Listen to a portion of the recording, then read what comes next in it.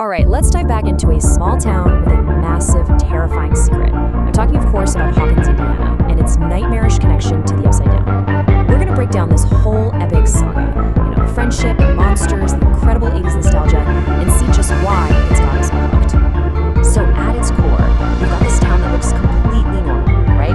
Just your average slice of American life. But if you scratch the surface, there's this secret, a secret that's literally ripping a hole into another dimension. And this isn't some simple monster freak thing, no way. It's about how this one town's buried secrets could unleash a darkness that swallows, well, everything. Okay, so where does this whole nightmare even kick off? Season 1, bam, we're thrown right in with the disappearance of poor Will Byers. And this isn't just some kid gone missing. His vanishing act is the very first clue that something has crawled out of the world of Dungeons & Dragons and straight into the very real, very terrifying reality of Hawkins. And the key to this whole mystery, it comes from this incredible, mysterious girl with a shaved head who just goes by the number 11. She's the one who tells them Will isn't just lost, he's trapped. Trapped in a place she calls the Upside Down. Just try to picture it. It's our world, but wrong. It's a dark, toxic, decaying echo of everything we know, and it's filled with things that hunt in the shadows. And this is what lives in that darkness. The Demogorgon. I mean, look at it. This thing doesn't have some master plan for world domination. Nope. It's pure, raw predator instinct. It's drawn to blood, and it is the first, absolutely terrifying monster to crawl out of the nightmare and into these kids' lives. So, after this insane battle, they actually do it. They rescue Will, and they think they've beaten the monster. Phew. For a second, it feels like a real victory, Like things can go back to normal. But here's the kicker, the really unsettling part. Will is home, sure, but that doorway, that gate to the Upside Down, it's still open. They won the battle, yeah? But the war? Oh, it's just getting started. And that open gate, well, it's a two-way street. It doesn't just let things out. Season 2 shows us the threat is getting smarter. It's evolving. We're not dealing with a simple animal anymore, something you can just fight. No, this new enemy is different. It's a monster that doesn't just come for your body. It comes for your mind. Meet the Mind Flayer. Yeah, this isn't just some creature. It's more like a living storm. A massive, evil consciousness from the Upside Down. And it only wants one thing, to take over all the world. And its way in, its foothold, it's not through the gate anymore. It's through the mind of poor Will Byers. And just like that, the stakes go through the roof. The Mind Flayer is using Will like a puppet, and it unleashes this whole army of vicious Demogorgons. They call them demo dogs, all over Hawkins. The only one who can stop it? It's 11.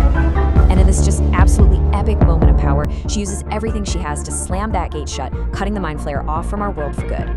Or so they think. So the gate's closed, the connection's broken, and for a little while everything is quiet. Our heroes actually get to be kids, they get to go to the snowball. It's this beautiful, peaceful moment.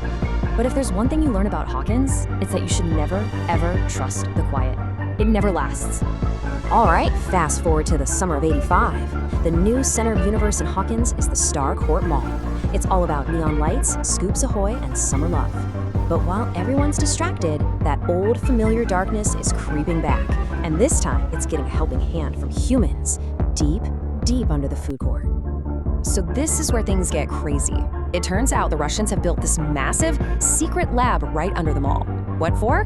To build a machine to rip that gate open again. And guess what? It works. And the second that wound between worlds is open, the Mind Flayer slips right back through. Only this time it's building itself a brand new, absolutely disgusting body out of melted down people. Yeah. Taking this thing down, and the machine that brought it here, it comes at a huge cost. Chief Hopper, he's gone. Lost in the explosion trying to close the gate. It's heartbreaking, especially for 11. Everyone thinks he's dead. But then, that post-credit scene, we find out he's alive, captured, a prisoner in some frozen Russian gulag. And that brings us to season 4. And let me tell you, this is where everything gets turned upside down. Pun intended. We get the biggest, most mind-blowing revelations of the entire series. While 11 is struggling without her powers, a new evil starts hunting the teenagers of Hawkins. And this isn't just another monster from the Upside Down. This is something older, smarter, something that feels like it's been the source of all of this from the very beginning. Yeah, this is no mindless beast, and it's not some shadowy cloud either. This is a killer, an intelligent one, with a method that is just chillingly personal. It's a strategic threat that seems to know exactly what its victims are most afraid of. So we're not asking what is attacking Hawkins anymore. The real question is, who? His name is Vecna, and he is unlike anything they have ever faced. His hunting ground isn't Hawkins. It's the minds of his victims. He doesn't just kill you. Oh no, he makes you relive your absolute worst fears and traumas, and then he breaks you. So he has this whole system. It's this cruel, twisted process. First, he zeroes in on someone who's already carrying a lot of trauma or guilt. Then he starts to haunt them, using their own memories against them, turning them into these horrific waking nightmares. And then, once they're completely terrified and alone, he makes his move. He invades their mind and just snaps them from the inside out. It's brutal. And one of his main targets is Max. She's still just drowning in guilt over her brother Billy's death, which makes her a perfect victim. He gets her, he has her in his grasp, but then her friends figure something out. A loophole. Music. A favorite song, something with a powerful emotional connection, can act like a lifeline back to reality. It's the one thing that can pull you out of his nightmare world. But then comes the twist, the one that changes absolutely everything. Vecna isn't just the latest bad guy, he is the first bad guy. He is the mastermind, the architect of everything that has happened in Hawkins. The Demogorgon, the Mind Flayer. He's been the 5-star general of the Upside Down, pulling all the strings from the very start. And you can really see how the threat has leveled up over time. First, we have the Demogorgon, basically just a hunter, a physical threat. Then it evolved into the Mind Flayer, which was this giant hive mind, capable of actual strategy. And now we have Vecna, an intelligent general, a sentient being with a personal mission. The enemy wasn't just getting stronger, it was getting smarter. And in that final, insane battle in Season 4, they fight like hell. They manage to hurt Vecna badly, but they don't stop him. He succeeds. His master plan works. The deaths of his victims create 4 massive gates, and they all converge, ripping a fiery, apocalyptic canyon straight through the middle of Hawkins. So for the first time, they lost. They really, truly lost. The wall between our world and the Upside Down is gone. It's not leaking through anymore. It's actively invading.